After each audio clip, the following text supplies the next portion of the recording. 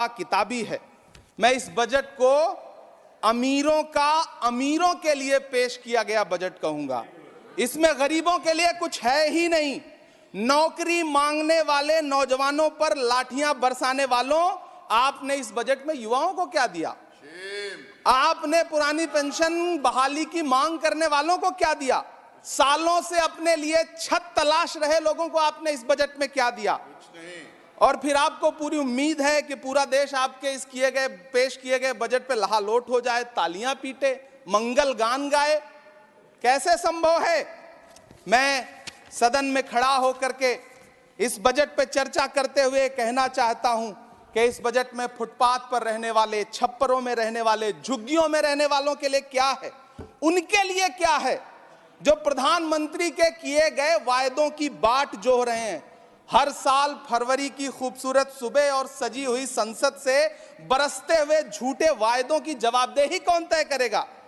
कौन बताएगा कि 2022 में प्रधानमंत्री जी जो सबको पक्का मकान देने वाला वायदा किए थे उसका क्या हुआ? लोगों के सरों पर छत देने वाले प्रधानमंत्री जी के जुमलों से अलग उन्हें यह क्यों नहीं दिखता कि राज्यों में बैठे हुए उनके नुमाइंदे लोगों के सरों की छतें उजाड़ रहे हैं? उत्तर प्रदेश हो, असम हो, जम्मू कश्मीर हो, मध्य प्रदेश हो, भाजपा शासित राज्यों के बुलडोजर न सिर्फ लोगों के घरों को उजाड़ रहे हैं बल्कि कुचल रहे हैं लोकतंत्र को, संविधान को, अदालतों के मेयार को। मैं आंकड़ों की बाजीगरी से अलग हट करके इस बजट पर एक बात कहना चाहता हूं। आंकड़े तो ऐसे हैं इस बजट के, ये कह रहे हैं 4 करोड़, वित्त मंत्री जी 3 करोड़ कहती हैं, प्रधानमंत्री जी 4 करोड़ कहते हैं। पहले तो आप इस झूठ में ही आपस में ही सलट लीजिए कि 4 करोड़ सही है या 3 करोड़ सही है। आंकड़े तो ऐसे हैं इस बजट के मैम कि जो सुने वो बस पथराई आंखें लेकर किंग कर्तव्य विमूढ़ हो जाए। लेकिन झील में पानी बरसता है हमारे देश में, झील में पानी बरसता है हमारे देश में, खेत पानी को तरसता है हमारे देश में, जिंदगी का हाल खस्ता है हमारे देश में, दूध महंगा खून सस्ता है हमारे देश में। मैम, रोजगार, महंगाई, किसान, मनरेगा, पेट्रोल डीजल के दाम, गैस सिलेंडर के दाम, फसलों की एमएसपी की गारंटी, इन सब जन सरोकार की बातों से इस बजट का कोई लेना देना नहीं। हमारे ट्रेजरी बेंच के साथी हंगामा कर रहे हैं। मैं तो कहना चाहता हूं मैम, वो एक बार इनके एक नेता एक गांव में गए और उन्होंने गांव में कहा कि गांव वालों आओ, मैं तुम्हारी समस्याएं समाप्त करना चाहता हूं। गांव वाले इकट्ठा हो गए। नेताजी ने गांव वालों से कहा बताओ तुम्हारी 2 समस्याएं बताओ, मैं दोनों समस्याओं का यहीं पे समाधान करूंगा। तो गांव वालों ने कहा साहब हमारी पहली समस्या है कि हमारे यहाँ कोई हॉस्पिटल नहीं है। तो नेताजी ने मोबाइल निकाला, कहीं फोन मिलाया और मिला के फोन पे पता नहीं क्या कुछ कहा कि यहाँ गांव में हॉस्पिटल नहीं है, हॉस्पिटल तुरंत, यहाँ हॉस्पिटल चाहिए। गांव वाले खुश हो गए कि 1 मिनट में यहाँ हॉस्पिटल आ रहा है। अगली समस्या के बारे में उन्होंने, नेताजी ने गांव वालों से कहा कि मैंने आपकी पहली समस्या समाप्त कर दी, दूसरी समस्या बताओ।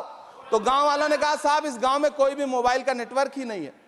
ये है इनके काम करने का तरीका, ये है झूठ बोलने का तरीका। इन्होंने वायदे किए बड़े बड़े, जो 10 साल के इनके वायदे हैं, मैं उनके बारे में बात करूंगा। वायदों से ज्यादा इनके नारों पे बात करूंगा। पहला नारा था बहुत हुई महंगाई की मार, अब की बार मोदी सरकार। आइए इस नारे की समीक्षा करते हैं। पेट्रोल, डीजल, गैस, ये तो बड़ी बड़ी बातें हैं। आटा, चावल, दूध, दही, पनीर, छाछ, सब चीज पे जीएसटी। अरे ये फिल्में टैक्स फ्री करने वाले लोग कफन तक पर जीएसटी लगा रहे हैं और ये गरीबों की बात करते हैं। मैम ये सरकार झूठ की सरकार है। ये सरकार के जितने दावे हैं सब खोखले हैं। आज प्रधानमंत्री जी कह रहे थे सबका साथ सबका विकास। ये कैसा सबका साथ सबका विकास है कि मौलाना आजाद नेशनल फेलोशिप आपने बंद कर दी, आपने माइनॉरिटी डिपार्टमेंट का बजट घटा दिया। आप कह रहे हैं सबका साथ सबका विकास। आप बात करते हैं बेटी बचाओ बेटी पढ़ाओ। हमारी आंखें हाथरस से लेकर, कठुआ से लेकर के और देश की जंतर मंतर की सड़क वो देख रहे हैं जब हमारी ओलंपिक पदक लाने वाली बेटियों को प्रधानमंत्री की चौखट पे अपना मेडल रख देना पड़ रहा है। इससे शर्मनाक क्या हो सकता है? मैम, कृषि विकास दर जो 2014 में 4.6% थी, इस वर्ष गिरकर 1.8 कैसे हो गई? क्यों हर दिन 31 किसान आत्महत्या करने को मजबूर हैं? ये सरकार उन पर क्यों बात नहीं करती? कीमत तो बहुत बढ़ गई शहरों में धान की, लेकिन विदा ना हो सकी बेटी किसान की। मौका मिला तो लोगों ने कुर्सी के वास्ते तस्वीर ही बिगाड़ दी हिंदुस्तान की, और आज बड़ी बड़ी बातें कर रहे हैं। मैं यहां पर आपसे खड़ा होकर के मैं अंत में इतना कहना चाह रहा हूं कि वित्त मंत्री जी ने बजट में ट्रेनों के डिब्बे को वंदे भारत कोच में बदलने का एक प्रस्ताव रखा अपने भाषण में। ठीक है, ये सुनने में कानों को बहुत अच्छा लगता है, लेकिन मैम, ये सरकार ट्रेनों की सुरक्षा के बुनियादी मुद्दों पर एक शब्द नहीं बोलना चाहती। बालासोर हादसे में घायल हुए लोगों की चिता की राख अभी तक ठंडी नहीं हुई है। वंदे भारत के वीडियो पोस्ट करने वाली ये सरकार कभी भारत की जनरल डिब्बों की, रेलवे के स्लीपर क्लास डिब्बों की वीडियो अगर पोस्ट करे ट्विटर पे तब समझ में आए। बिहार से, इलाहाबाद से, लखनऊ से दिल्ली आने वाली, मुंबई जाने वाली ट्रेनें देख लीजिए, उनकी हालत देख लीजिए, तो आपको लगेगा कि ये वही ट्रेनें हैं। आज स्थिति ये है कि रेलवे स्टेशन तो छोड़िए, रनवे पर खाना खिला रही हैं आपकी प्राइवेट एयरलाइंस। अभी आपने जुर्माना लगाया है, नोटिस दिया है एक एयरलाइंस को। यह स्थिति आपने करके रख दी है ट्रेनों की, एयरलाइंस की। ऐसे में मैम, कागजों पर तो आप कितना भी वंदे भारत और बुलेट ट्रेन सर पर दौड़ा लीजिए, लेकिन असल में भारत की ट्रेनों की डिब्बों की सवारियों की हालत देखने लायक है। अगर सरकार खुली आंखों से उसे देखना चाहे तो देखे और उनकी स्थिति सुधारे। आज अपने प्रधानमंत्री जी ने अपने भाषण में यहां खड़े होकर कई बार न्यू मिडिल क्लास की बड़ी चर्चा की, न्यू मिडिल क्लास जनरेट करेंगे। लेकिन मैं तो यहां खड़ा होकर के सरकार से कहना चाहता हूं कि न्यू मिडिल क्लास का जुमला अपने पास रखिए। यह बताइए कि जो पुराना मिडिल क्लास है उसके साथ आप कैसा व्यवहार कर रहे हैं। आज उसकी स्थिति क्या है? आप अमीरों के कर्जे माफ कर रहे हैं, उद्योगपतियों के कर्जे माफ कर रहे हैं, और यहां स्थिति यह हो गई है कि जो मिडिल क्लास, उसकी जो रोजमर्रा की जरूरत की चीजें हैं उस तक पर आपने जीएसटी लगा रखी है। आप फिल्में टैक्स फ्री करते हैं, लेकिन स्टूडेंट्स के प्रतियोगी परीक्षाओं के फॉर्म की फीस नहीं माफ कर सकते। आपको बाकी जगहों पर टैक्स लेना है, हर जगह टैक्स लेना है। मिडिल क्लास से आपका कोई रिश्ता नहीं। मिडिल क्लास तो आपसे कह रहा है कि मोहब्बत, भाईचारे के दीवाने दिन ही लौटा दो, वो सस्ती दाल सब्जी के सुहाने दिन ही लौटा दो। ये अच्छे दिन तो अंबानी अडानी को मुबारक हो, हमें ऐसा करो साहब, पुराने दिन ही लौटा दो। वो पुराने दिन जो बहुत अच्छे थे, वो पुराने दिन जहां लोग एक दूसरे से मिलजुल करके रहते थे। मैम, इलाहाबाद, दिल्ली, कोटा जैसे शहरों में छोटे छोटे कमरों में अभावों के साथ पढ़ाई कर रहे युवा किताबों के साथ गल चुके हैं। उनके हिस्से अधेड़ अवस्था तो आई है, लेकिन नौकरी और रोजगार नहीं आया।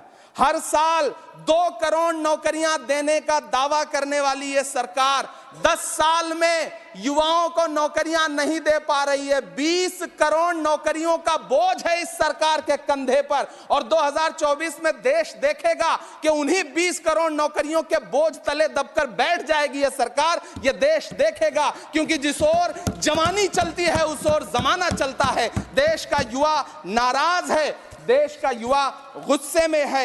देश ये कैसा बनाया आपने, लूट कर पैसा बनाया आपने। देखिए जलते दिए भी बुझ गए, अजब दीपक राग गाया आपने। मैम, पूरा सदन अमृत काल के बजट की चर्चा कर रहा है, मैं तो गरीबों की रोटी और दाल के बजट की चर्चा करूंगा। तुम्हारी फाइलों में गांव का मौसम गुलाबी है, मगर ये आंकड़े झूठे हैं, ये दावा किताबी है। मैं इस बजट को अमीरों के लिए पेश किया गया बजट कहूंगा। इसमें गरीबों के लिए कुछ है ही नहीं। नौकरी मांगने वाले नौजवानों पर लाठियां बरसाने वालों, आपने इस बजट में युवाओं को क्या दिया? आपने पुरानी पेंशन बहाली की मांग करने वालों को क्या दिया? सालों से अपने लिए छत तलाश रहे लोगों को आपने इस बजट में क्या दिया? कुछ नहीं। और फिर आपको पूरी उम्मीद है कि पूरा देश आपके इस पेश किए गए बजट पे लहालोट हो जाए, तालियां पीटे, मंगल गान गाए। कैसे संभव है? मैं सदन में खड़ा होकर के इस बजट पे चर्चा करते हुए कहना चाहता हूं कि इस बजट में फुटपाथ पर रहने वाले, छप्परों में रहने वाले, झुग्गियों में रहने वालों के लिए क्या है, उनके लिए क्या है? जो प्रधानमंत्री के किए गए वायदों की बाट जोह रहे हैं। हर साल फरवरी की खूबसूरत सुबह और सजी हुई संसद से बरसते हुए झूठे वायदों की जवाबदेही कौन तय करेगा?